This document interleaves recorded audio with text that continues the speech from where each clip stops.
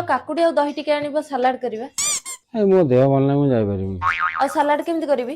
ତୁ ଦହି ଜାଗାରେ ତେନ୍ତୁଳି ପାଣି ମିଶେଇ ଦେ। ଆଉ କାକୁଡି ଜାଗାରେ କଣ କଲରା ପକେଇଦେବି? ହଁ ମିଶେଇ ଦେ। ତମ ଗାଁରେ କିଏ କଲରା ସାଲାଡ ଖାଇଥିଲା ନା? ଆରେ ଯାଉନ ଟିକେ ଆଣିଦବ। ହଁ ମୋ ଦେହ ଭଲ ନାହିଁ, ମତେ ଜ୍ୱର ଆସିଲା ଭଳିଆ ଲାଗୁଛି, ମୁଁ ଯାଇପାରିବିନି। ଆରେ ଏତେ ଦିନ ପରେ ସେ ରେଣୁ ଭାଉଜ ଆଉ ତାଙ୍କ ଭଉଣୀ ଆମ ଘରକୁ ଖାଇବାକୁ ଆସୁଛନ୍ତି। କଣ ବେଜିତ କରିବ ନା କଣ?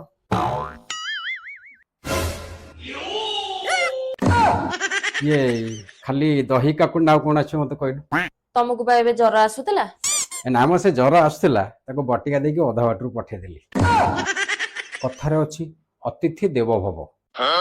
ଅତିଥି ଚର୍ଚ୍ଚା ଯଦି ଉଣା ଅଧିକ ହେଲା, ଇଜ୍ଜତ ପଳେଇବନି। ଇଏ ମୁଁ କଣ କହୁଥିଲି କି ଦହି କାକୁଡି ତ ଆଣିବି, ତା ସହିତ ଟିକେ ମିଠାରେ ଗୁଲାବଜାମୁନ ଟିକେ, ରସଗୋଲା ଟିକେ ଆଉ ଆଇସ୍କ୍ରିମ ଟିକେ ନେଇ ଆସୁଛି। ଖାଦ୍ୟଟା ଖାଇସାରିଲା ପରେ ମିଠାଟା ଦରକାର ନା, ବୁଝିପାରୁଛୁ ନା ନାଇଁ? ରେଣୁ ଭାଉଜଙ୍କ ନାଁ ଶୁଣିଲେ ତମ ଦେହରେ କରେଣ୍ଟ ପଳେଇ ଆସୁଛି ନାଇଁ? ନା ମ ସେମିତି କିଛି ନାହିଁ। ଅନିଲ ପରିଡା ବାବୁ, ତମ ପିଠିଟା ବହୁତ କୁଣ୍ଡେଇ ହେଲାଣି। ଗରମ ତାୱା ଦରକାର ହଉଛି ବୋଧେ।